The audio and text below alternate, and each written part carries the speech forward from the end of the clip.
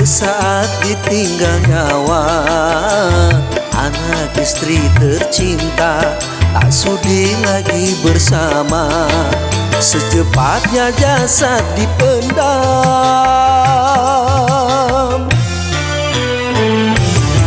secepatnya jasad dipendam, karena tak lagi dibutuhkan. Diri yang semula dipuja, kini bangkai tak berguna. Dari kamar yang indah, kasur empuk tilam putih, kini harus berpindah, terkubur dalam perut bumi.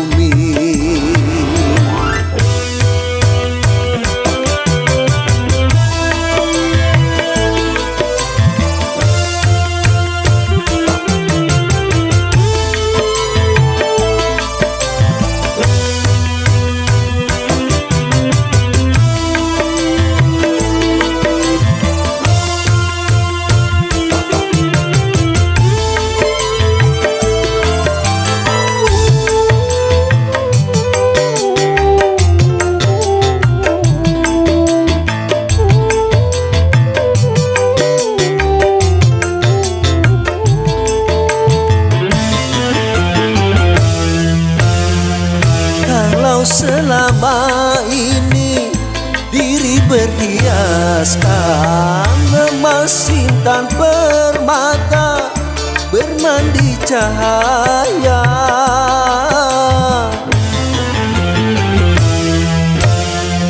Tetapi kali ini di dalam kuburan gelap pekat mencekam, tanpa seorang teman.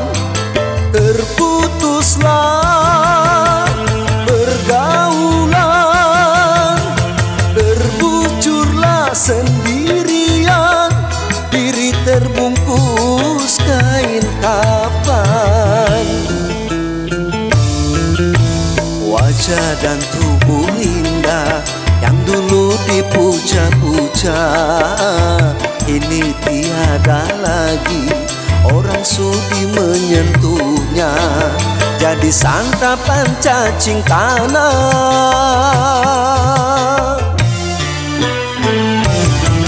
jadi santapan cacing tanah, sampai yang tersisa kerangka. Begitulah suratan badan ke bumi dikembalikan. Dari kamar yang indah, kasur empuk tilam putih, kini harus berpindah, terkubur dalam perut bumi.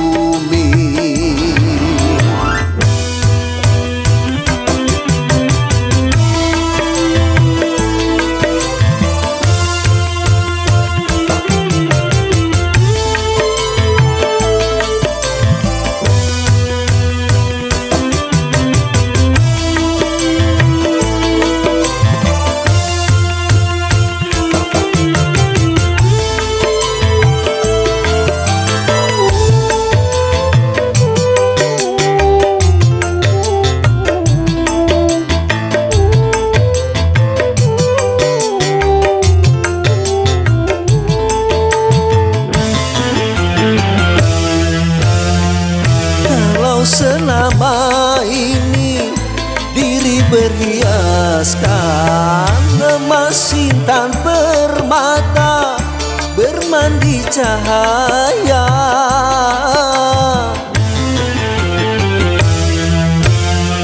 Tetapi kali ini di dalam kuburan gelap pekat mencekam, tanpa seorang teman. Terputuslah pergaulan, terbucurlah sendirian, diri terbungkus kain kafan. Wajah dan tubuh indah yang dulu dipuja-puja, kini tiada lagi orang sudi menyentuhnya. Jadi santapan cacing tanah,